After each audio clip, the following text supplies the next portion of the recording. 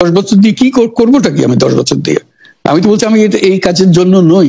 দেশে আমার দেশ পরিচালনা করা আমার দায়িত্ব না, আমার কাজ না। আমি জানি না এটা কিভাবে করতে হয়। আমি যেটা জানি সেটা করি। ইউনুস, ডক্টর মোহাম্মদ ইউনুস, আপনাকে আমাদের অনুষ্ঠানে স্বাগত জানাই। আপনাকে আরো জানিয়ে রেখি, আমাদের সাথে আমাদের প্রযোজক আরাফাত এবং আমাদের যারা জার্মান কলাকুশলী আছেন তারা সবাই আপনাকে সালাম শুভেচ্ছা জানিয়েছেন। আমরা আপনাকে খুব ধন্যবাদ জানাই আমাদেরকে সময় দেওয়ার জন্য। আমিও সালাম জানাচ্ছি সবাইকে, অসংখ্য ধন্যবাদ সবাইকে, তোমার কলা কৌশলী এবং আরাফাত এবং তোমাকে এবং শ্রোতাদের সবাইকে সালাম দিচ্ছি। Thank you so much sir. আমি সরাসরি প্রশ্নে চলে আসি যে প্রফেসর ইউনুস, আপনি সাধারণত সাক্ষাৎকার দিতে চান না। অনেকে বলে থাকেন দেশি গণমাধ্যমে কথা বলতে আপনি স্বাচ্ছন্দ্য বোধ করেন না। এর কারণ হিসাবে কেউ কেউ বলেন আপনি প্রশ্নের মুখোমুখি হতে হয়তো পছন্দ করেন না, আবার কেউ কেউ বলেন কিছু না বলেও আপনি যে দুর্যোগের মধ্যে আছেন, বললে না জানি কি হতো। আপনার মন্তব্য একটু শুনতে চাই। তুমি তো সবটা এমন কোন কথা শব্দ এমন থেকে না যে আমি আর বিপদের সম্মুখীন হবো। আমি শুধু বিপদ থেকে দূরে থাকার জন্য এটা করছি, কারণ আমি চারদিকে বিপদের মধ্যে আছি। কাজে কথা না বলা এটা একটা নিজেকে রক্ষা করার একটা সুবিধা আর কি। যত কম বলা যায় ততই হয়তো ঝামেলার থেকে বাঁচবো। সম্পূরক প্রশ্ন করতেই হয়, নিজেকে কতটা রক্ষা করতে পারলেন প্রফেসর ইউনুস? পারলাম না তো, তো খালি বাড়ছে। এখন তো বড় কঠিন অবস্থার মধ্যে পড়ে গেছি। কিছুদিন আগে হয়তো খবর পেয়েছে এই মাসের মধ্যেই যে 12 তারিখে যে ঘটনা ঘটলো, যে আমাদের অফিসের মধ্যে ঢুকে গেল লোকজন, ঢুকে বললো যে এটা আমরা এখন দখল করলাম, এখান থেকে আমরা চালাবো। এটা কি ধরনের আবদারিকতা! আমরা পুলিশের কাছে গেলাম, বললো যে আমরা এই ব্যাপারে কিছু করতে পারবো না। কাজেই তারাও কিছু করলো না। আমরা যাবোটা কোথায়? পুলিশও কিছু করবে না, ওরাও জবর দখল করার জন্য ছুটে আসবে, আমাদের আইন কানুন কিছুই মানবে না। আর আমাদের একটা প্যানিক সৃষ্টি করলো আমাদের পুরো অফিসের মধ্যে। যত লোকজন আছে, বিশেষ করে মহিলা সহকর্মী যারা আছে, তারা খুবই ভীত সন্ত্রস্ত হয়ে গেল যে কি কারবার, কি হলো এটা। কাজে সমস্যার পরিমাণ বাড়ছে, কমছে না। সমস্যা পরিমাণ বাড়ছে, কমছে না। আমি একটু পিছনে আদালতে আপনার বিরুদ্ধে রায় ঘোষণার পরে আপনি একটা প্রতিক্রিয়া দিয়েছিলেন। সেই প্রতিক্রিয়া আপনি বলেছিলেন যে বাংলাদেশের একটি কথায় আপনি এরকম বলেছেন যে বাংলাদেশের প্রতিটি নাগরিককে অন্যায়ের বিরুদ্ধে এবং গণতন্ত্র এবং মানবাধিকারের পক্ষে এক কণ্ঠে কথা বলার আহ্বান জানায়। অনেকে এইটাকে দেখছেন হচ্ছে এরকম করে যে আপনি গণতন্ত্রের পক্ষে লড়াইয়ে সামিল হতে বলছেন। প্রশ্ন কেউ কেউ করছেন, প্রশ্ন উঠছে, আপনি কি এইসব মামলা মোকদ্দমা থেকে মুক্তি পেতে এই সরকারেরই পরিবর্তন চাইছেন? খালেদ, তুমি কি গণতন্ত্রের বিরুদ্ধে নাকি? হঠাৎ এটা নিয়ে তো গণতন্ত্রের কথা বললাম আমার জন্য। তুমি তো বলে তুমি বলবো যে আমিও তো আছি, কাজে আমাকে পৃথকভাবে বলতে হচ্ছে কেন? আমরা সেটাই বলতেছি। কাজে আমরা কেউ গণতন্ত্রের বিপক্ষে না, সবাইকে স্মরণ করিয়ে দেওয়া যে আমরা সবাই গণতন্ত্রের পক্ষে, মানবাধিকারের পক্ষে, আমরা ন্যায় নীতির পক্ষে, রুল অফ লর পক্ষে। এইগুলো না থাকলে জাতি হিসেবে আমরা টিকে থাকবো না তো। কাজে যখনই মনে হচ্ছে যেগুলো এখন ফরেন ওয়ার্ডস হয়ে গেছে, তাতে মনে হবে যে আমাদের সমাজ হিসেবে আমাদের দায়িত্ববোধ অনেক বেড়ে গেল। এগুলোকে প্রতিষ্ঠিত করা, সোচ্চার করা, মুখ ফুটে বলা, এটা সবাইকে বলতে হবে, মুখ ফুটে বলতে হবে। আমার বিরুদ্ধে অভিযোগ হলে আমি বলছি না বলে, আপনি বলছেন না কেন? একবার বলে এখন তোমার প্রশ্নের সম্মুখীন হয়ে গেলাম। অনেকে বলছে না, আপনি তো শতবার শতমুখে গণতন্ত্রের কথাই বলবেন, আপনাদের সবারই বলা উচিত। কিন্তু প্রশ্নটা এমন ভাবে তোলা হচ্ছে যে আপনি আসলে আপনার রায় ঘোষণার পর আপনি বলছেন গণতন্ত্রের কথা, মানবাধিকারের কথা। অনেকে বলছেন যে এই কথা কি আসলে যেহেতু ব্যাপারটা আপনার উপরে আসলো তখনই আপনি আসলে বললেন কিনা, নাকি আপনি আসলে বলতে চানো না, আপনি আগে যেরকম বলছেন? হতে পারে, মুখ যখন বন্ধ থাকে কোনো কথাই বলা হয় না। এখন যখন মুখ খোলার সুযোগ হয়েছে, সামনে ক্যামেরা নিয়ে দাঁড়িয়ে আছে, মাইক্রোফোন দিয়ে দাঁড়িয়ে আছে, কথা বলছি, কাজে মনের কথাটা বললাম আর কি। যেটা মনে ছিল বলা হচ্ছিল না সেটা বললাম। এটা আমার ধারণা এটা সবারই মনের কথা, সেটাকে প্রকাশ করা। তারাও চায় যে তারা বলুক, আমি বললে তাদেরও মনে সাহস আসে যে উনি বলছেন যখন আমরাও বলতে পারবো। প্রফেসর ইউনূস, আপনি যখন বলছেনই তখন আমি এই কথাটাকে একটু ইলাবোরেশন আপনার কাছ থেকে আশা করতে পারি, যে আপনি যখন বলছেন যে গণতন্ত্র মানবাধিকারের পক্ষে এক কণ্ঠে কথা বলার আহ্বান আপনি জানাচ্ছেন, আপনার কাছে কি মনে হচ্ছে যে গণতন্ত্র মানবাধিকারের পক্ষে এখন বহু পক্ষ বহু কণ্ঠ, এটা আসলে এক কণ্ঠে কেউ বলতে পারছে না বা সাহস পাচ্ছে না বা বলছে না, এরকম আপনার মনে হচ্ছে কিনা? আমার মনে হচ্ছে তাই, কারণ বলতে পারছে না তো, মুখ খুলে সব গণতন্ত্রের কথা বলতে পারছে না, কাজে সেটা বলা, এক বাক্যে বলা, পরিষ্কার কণ্ঠে বলা, এটা আমাদের সবার দায়িত্ব, তো জাতীয় দায়িত্বটা, যে না হলে গণতন্ত্র বলে কিছু থাকবে না আমাদের জন্য, আদৌ গণতন্ত্র বলে কিছু থাকবে না। একটা প্রশ্ন করি, যে বর্তমান সরকার আরো স্পেসিফিক ভাবে বললে প্রধানমন্ত্রী শেখ হাসিনা স্পষ্টতই আপনাকে অপছন্দ করেন, অনেক কিছুর জন্য আপনাকে দায়ী করেন, পদ্মা সেতু এবং এই সেই, এর কারণ কি বলে আপনি মনে করেন? আপনাকে কি তিনি তার প্রতিদ্বন্দ্বী মনে করেন, নাকি সত্যি তার কাছে এমন কোনো তথ্য রয়েছে যে আপনার বিশাল কোনো রাজনৈতিক অভিলাষ রয়েছে, আপনি কি রাজনৈতিকভাবে তার প্রতিদ্বন্দ্বী হয়ে উঠছেন বলে তিনি আপনাকে অপছন্দ করছেন, না কি কারণে, আপনার কি মনে হয়? আমার মনে হয় উনি মনে করেন যে আমি দেশের সর্বোচ্চ ডাকু, সন্ত্রাসী, কিংবা আমি অপরাধী, আমি সেরা চোর, এই জাতীয় জিনিস মনে করেন, কাজে সেগুলো ব্যাখ্যা করেন উনি তার মুখে।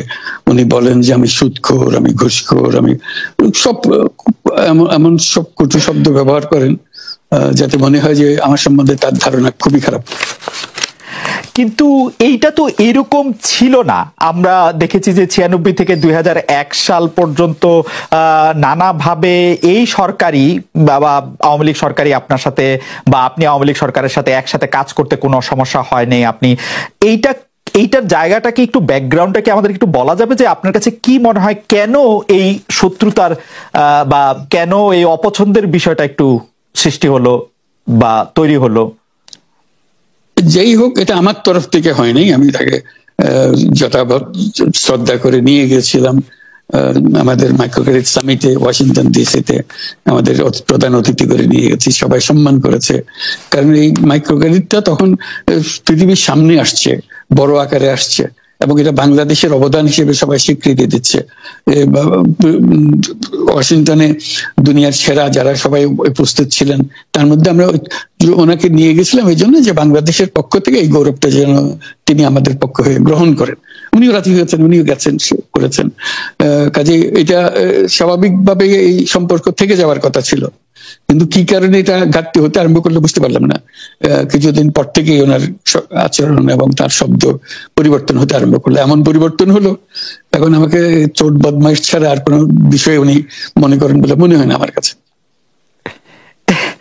আসলে এটা নিয়ে কথা বলাটা একটু বিব্রতকরই, কিন্তু কেউ কেউ এটা বলে থাকেন যে বিশেষ করে যে 2007 সালে যে 111 সরকার আমরা যাকে বলি, তাদের যে বিরাজনীতিকরণের একটি চেষ্টা, সেই চেষ্টার মধ্যে আপনার অংশগ্রহণ আছে কিনা। যদিও বারবার বলা হয় যে আপনি আসলে সেই ক্ষমতাটা দখল করতে চেয়েছিলেন, অথচ আমরা উল্টা শুনেছি, আপনার মুখেও শুনেছি, যারা ওই সময় কৌশলভ ছিলেন তাদের মুখেও শুনেছি যে আপনাকে আসলে অফার করা হলো, আপনি সেটি ফিরিয়ে দিয়েছিলেন।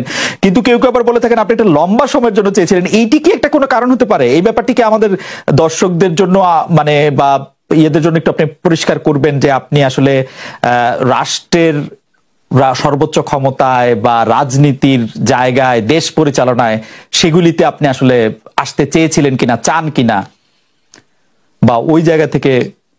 যদি চাইতাম খালেদ, যদি চাইতাম, তখন যখন মিলিটারি আমার বাসায় এসে বসে রইল সারা রাত আমাকে রাজি করানোর জন্য, আমি তো লুফে নিতাম। রাজি করানোর জন্য বসে থাকতে হবে কেন? আমি যদি ক্ষমতায় চাইতাম, বলে আজ চলেন চলেন, কি করতে, কি কোন জামাটা পড়তে হবে দেখিয়ে দেন, এখনই যাচ্ছি। আমি তো সেটা করিনি, তাদের সঙ্গে তর্ক করেছি, সারা রাত ধরে তর্ক করেছে যে না ভাই আমাকে দিয়েন না, আমি এই কাজের উপযুক্ত না, আপনারা অন্য লক্ষ্য যান। তারা আমার উপরে মন ঠিক করে ফেলেছে আমাকে দিতে হবে। আমি বারে বারে বলতেছি তাদেরকে, তারা নিরাশ হয়ে ফিরে গেল, বললো যে সকালবেলায় আবার আসবো, সকালবেলায় আসলে তখন আপনি আমাদেরকে বলেন যে রাজি আছেন। আমি বললাম যে না, সকালবেলা আসলে একই কথা পাবেন, কারণ আমি তো এটা এমন কিছু না যে মনের মধ্যে সন্দেহ রেখে, দ্বন্দ্ব রেখে আপনাদেরকে বলছি, অত্যন্ত পরিষ্কার ভাবে আপনাদের কাছে বলছি। ঠিক আছে, তা না হলে তো আমি সঙ্গে সঙ্গে রাজি হয়ে যেতাম। কে ছাড়ে, আপনাকে দেশের পুরো সরকারের প্রধান হবার জন্য আহ্বান জানাচ্ছে, বাংলাদেশে এরকম কয়জন মানুষ আছে বলবো যে না আমি এই দায়িত্ব গ্রহণ করব না, আমি তো করলাম সেটা, এখন আমার নামে বলা হচ্ছে 10 বছর চেয়ে, আমি বছর নিয়ে তো প্রশ্নই উঠে না। প্রশ্ন হচ্ছে আগামীকাল সকালবেলা আপনি শপথ গ্রহণ করবেন এই কথা, আমি বলছি না করবো না। তারপরে এরপরে তো কয় বছর কয় কাণ্ড, আমি 10 বছর দিয়ে কি করবোটা কি, আমি 10 বছর দিয়ে, আমি তো বলছি আমি এই কাজের জন্য নই, দেশে আমার দেশ পরিচালনা করা আমার দায়িত্ব না, আমার কাজ না, আমি জানি না এটা কিভাবে করতে হয়, আমি যেটা জানি সেটা করি। Make sense. আপনার মেয়ে মনিকা ইউনুস সম্প্রতি একটি সাক্ষাৎকার দিয়েছেন CNN এ, সেখানে আমি তাকে একটু যদি অনুবাদ করি তাহলে সেরকম পড়তে পারবো যে আমি তাকে উদ্ধৃত করছি যে কোনো এক সময় প্রধানমন্ত্রী শেখ হাসিনা ও ডক্টর ইউনুস একসঙ্গে কাজ করেছেন, আমি আশা করি সেই সময়টা আবার ফিরে আসুক, শুধু গ্রামীণ কিংবা সংশ্লিষ্ট সব প্রতিষ্ঠানগুলোর ভালোর জন্যই নয়, যদি তারা আবারও একসঙ্গে কাজ করেন তাহলে সেটা চমৎকার হবে। এই মনিকা ইউনুসের এই আশা কি আপনারও মানে একই রকম আশা কিনা যে প্রধানমন্ত্রী শেখ হাসিনা এবং ডক্টর ইউনুস একসঙ্গে কাজ করলে আরো কিছু চমৎকার কাজ হবে, বা এটা আপনি আশা করছেন এরকম কি? এটা কি এখন আমার জন্য করা যাচ্ছে না যে আমি নারাজ যে করতে চাই না? তুমি ভাবখানা এমন করতেছ না আমি আপত্তি করছি, আমি কাজ করতে চাই না। আমাকে যে বললাম চোর বদমাইশ করে রেখেছে, সেখানে কাজ করার তো কথাই উঠছে না। আমার নাম উঠলেই ওনার রাগ উঠে যায়, আমাকে সুদখোর না বললে ওনার মন তৃপ্ত হয় না, আমাকে চুবিয়ে না ডুবালে, পদ্মা নদীতে আমাকে চুবিয়ে না ডুবালে ওনার মনে শান্তি আসে না। ঠিক আছে, আমি কি করে বলবো? ওনাকে বলতে তো হবে, ওনাকে যদি কিছু বলতে হয়। পদ্মা নদীর কথাটা যখন উঠলই, পদ্মা ব্রিজ সম্পর্কে যে কথাটা সরকারের উচ্চ মহল থেকে এটা বলা হয় যে আপনি আপনার ক্ষমতা ব্যবহার করে বা আপনার পরিচিতি ব্যবহার করে বা আপনার যে একটা সাংঘাতিক রকমের গ্রহণযোগ্যতা সারা দুনিয়াতে আছে, যেটি আসলে ওয়ার্ল্ড ব্যাংক সহ অন্য জায়গায় আছে, সেটি দিয়ে আসলে আপনি পদ্মা সেতুটা বাংলাদেশ যাতে ঋণ না পায় সেটির জন্য আপনি চেষ্টা করেছেন। এই ব্যাপারটা নিয়ে কি আপনি একটু কিছু বলবেন যে এটা আপনার বিরুদ্ধে একটা অভিযোগ? কি বলবো, এটা বলো, এটা হাস্যকর একটা কথা, মুখ থেকে বলে ফেললো চোর ডাকাতের মতো, এটাও আরেকটা বলে ফেললো, এটাই সত্য হয়ে গেল। আমরা যে বারে বারে বিবৃতি দিলাম তখন এটা প্রশ্নই উঠে না, আমরা বাংলাদেশের নাগরিক হিসেবে আমরা গৌরবান্বিত যে এই পদ্মা সেতুর উপরে আমরা একটা সেতু বানাতে পারবো, এটার জন্য আমরা সবাই চাই। কাজে এটা তো বিরোধিতা করার তো প্রশ্নই উঠে না, কেন বিরোধিতা করবো? দেশে যে একটা বড় রকমের ঘটনা ঘটতে যাচ্ছে সেটা তো আমরা সবাই সমর্থন করেছি, বলেই চললেন। এখন একজনে বলতে থাকলে তো আমার করার কিছু তো নাই। উনি এত শক্তিধর যে এখানে আমার কথা তো কিছুই থাকে না, ওনার সরকারের যাবতীয় প্রচার যন্ত্র ওনার হাতে, আমার তো আমার গলার যত তীক্ষ্ণ। আপনি তো কথা বলেন না, বললে তো নিশ্চয়ই আপনার সাথে না। একটি প্রশ্ন আসছে যে পদ্মা সেতুর যখন উদ্বোধন করা হবে তখন কি আপনাকে নিমন্ত্রণ জানানো হয়েছিল, মানে রাষ্ট্রের পক্ষ থেকে এরকম বলা হয়েছিল যে আপনাকেও নিমন্ত্রণ জানানো হবে, বা আপনি মনে আছে কিনা? মনে পড়ে না এরকম করছে। আচ্ছা, আমি একটু যে বিষয়টি নিয়ে আপনি আসলে শুরু করেছিলেন যে আপনার প্রতিষ্ঠান জবরদখল করা নিয়ে, সেই জায়গাটার মধ্যে একটু আসি।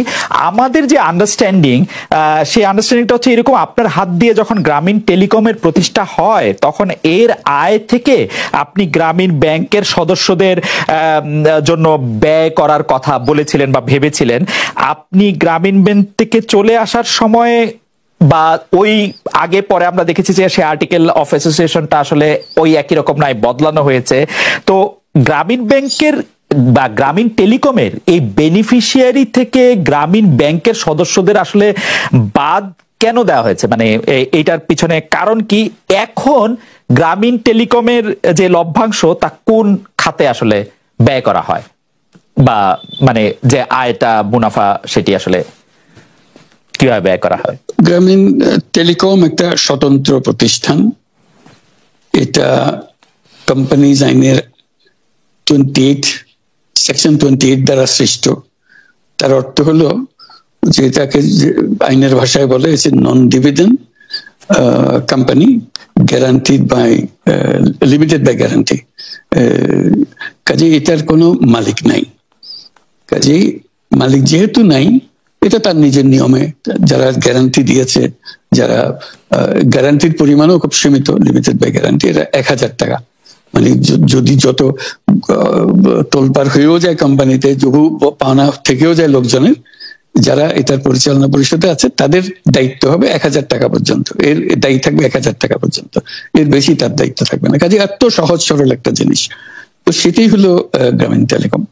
গ্রামীণ টেলিকম তখন একবার বলেছিল যে তাদেরকে কিছু সাহস